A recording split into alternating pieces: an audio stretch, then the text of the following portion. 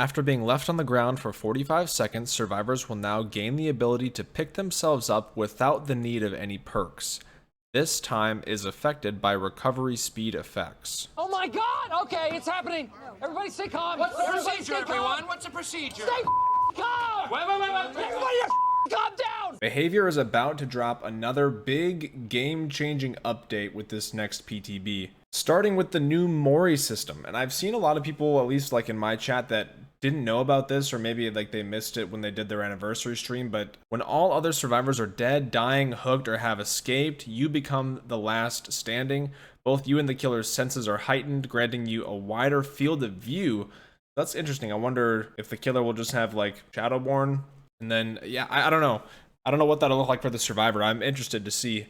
But it says rescuing a survivor will end the last standing phase. So basically, if you have one survivor standing and every other survivor slugged, that means that if the killer slugs all four of you, the game will just end. I'm pretty sure that's what that means, which is why they're adding in the base kit Unbreakable, which we'll get to. It also means if it's you and another survivor that's hooked, then the last standing phase will begin, and if you get downed, you'll automatically get moried. But if you save the survivor, then the last standing ends and won't be enabled till there's one survivor standing again. What's also interesting is it says there's designated areas that you will go for the mori, so it's not like you're gonna down the survivor and you mori them right there. Like it just like takes you to like a scene, basically like a cut scene, and it's like fixed places on the map, so that way there's no walls or anything in the way, which is pretty cool. To me, this change is kind of bittersweet because it will be nice seeing Moris more often, because I myself don't really see Moris very often when I play Survivor. I'm still going to miss using the Mori offerings because they are going away. Basically now the Mori offerings just give you blood points.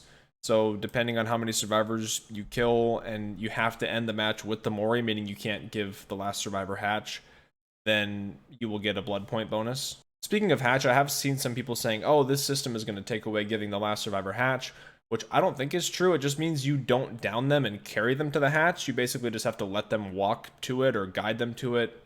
You just can't like carry them on your shoulder. I know like a lot of killers like to do that, where it's like, oh, I want to carry you to the hatch, but you can't do that anymore because once you down them, you're just going to mori them automatically. So you have to not down them and just guide them to it or let them escape. And since they're changing the whole Mori system, they're also taking away the Mori ability from perks like Devour Hope and Rancor, which is kind of sad. So Devour Hope will still give you the exposed status effect, and once you have 5 tokens, you can just instantly sacrifice them, meaning if you down a survivor and they haven't been hooked yet, if you hook them, they'll just die if you have 5 stacks, which is, I mean, I guess it still does the same thing. It's still pretty strong if you have 5 stacks, but obviously, you know, people love going for that 4 Mori, 5 stacks of Devour, which is, you know, a rare thing that would happen, but it was always really satisfying. And with Rancor, they just get exposed. That's pretty much it. You can't Mori them anymore. It's just like a permanent no-ed for the Obsession. Okay, so let's talk about this base kit Unbreakable. So like I said, I think once you down all 4 survivors, once the 4th one goes down, it will just basically, the match will end. I'm pretty sure is what it's saying, so that's why they have to implement this system where once you're left on the ground for 45 seconds, you can pick yourself up. And they also made it to where now all of the perks such as Unbreakable, Soul Guard, No Mither, Exponential, you can't pick yourself up with those by themselves. They just basically make it faster for you to pick yourself up with the base kit Unbreakable, if that makes sense. Essentially, you will always be able to pick yourself up off the ground after 45 seconds, but these perks will make it a bit faster. This change to me is also another bittersweet one, because I feel like, you know, it is nice to be able to not get slugged for 4 minutes or bled out. You know, when that happens, it'll be nice to be able to get up. Obviously, you have to make it to where killers can't just slug everybody and win, you know, immediately with like Nurse, you know, just Nurse with Infectious Fright just downed everybody in 2 minutes and the match just ends automatically because of this new last person standing. But I also can see it being a bit annoying, perhaps, with like, you know, Sabo boil over squads. I don't know if that'll be an issue. We won't really know, I guess, until, you know, the PTB are testing things out. But I feel like a 4-man boil over Sabla Squad with, you know, breakdown and all this stuff could probably milk the base kit Unbreakable pretty hard. I could be wrong too. Maybe it'll be harder than it sounds, but aside from that, I feel like it's actually an okay change because, like I said, it's never fun to get slugged on the ground for, you know, 4 minutes. Very, very interesting stuff. And again, another big game-changing update from Behavior. Stuff is changing pretty drastically, and this is a big year for changes in this game. Like the meta's shifting, the base mechanics are all shifting as well. Now, with Behavior making some survivor perks base kit, like Borrowed Time, for example, was the first one, and then now Unbreakable is going to be base kit. I'm wondering if they'll do the same with any killer perks. Me personally, if I could pick any 2 killer perks to be base kit alongside Borrowed Time and Unbreakable, my 2 choices would be Corrupt Intervention and No One Escapes Death. I know, big shocker. Now, this is just an idea, a thought, nothing like, I'm not saying this should be in the game. I know there's people who are like, Listen, you dumb idiot. How could you suggest something so stupid? That idea is terrible. Fuck you and die.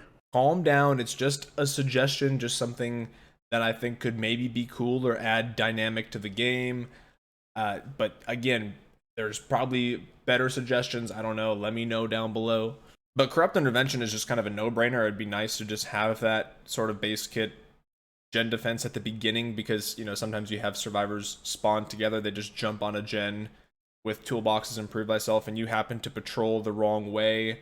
Maybe when you're patrolling at the beginning, you know, depending on the gens you pick, you might just lose a gen because you chose wrong. So it'd be nice to just have a little bit of extra time or leeway at the beginning to get the ball rolling before you lose a gen or potentially 2 gens. But even more so than Corrupt Intervention, I would love to see base kit NOED. Now, again, I know that's no surprise coming from me, and I know a lot of people hate NOED, but just hear me out. If the survivors knew that NOED was going to be a thing every game no matter what, they would probably spend a bit more time cleansing totems when they see them to try to prevent that from happening in the end game, which means they would spend that time getting off of gens, which would in turn help the killer. I think it should still be as it is right now, where it shows the aura over time, so that way survivors can still find it and cleanse it. Especially for solo queue, it's very helpful for them to see that aura over time. Really, it just helps the killer get maybe an insta down or 2. I've said this before, but I've always loved NOED as survivor because I like that added suspense. I like the sort of, you have to make a decision, you know, in the moment, like, okay, do I just leave? Do I try to find the totem? Do I go for the save while NOED's active? Like, there's so many like split-second decisions you have to make when NOED's active, and I think it just adds a lot of suspense, especially if you've completely just destroyed the killer and they've only had like a few hooks, and you're like, well, we can just trade and get out, and it's easy peasy. NOED adds that extra suspense of, okay, we could potentially all still die here. So we have to play strategically, we have to play smart, we have to make decisions, and I've always liked that. So yeah, between survivors likely cleansing totems more frequently because they want to prevent NOED because they know it's going to be there all the time. Like I said, we'll save, you know, the killer some time if they're getting off of gens to cleanse totems.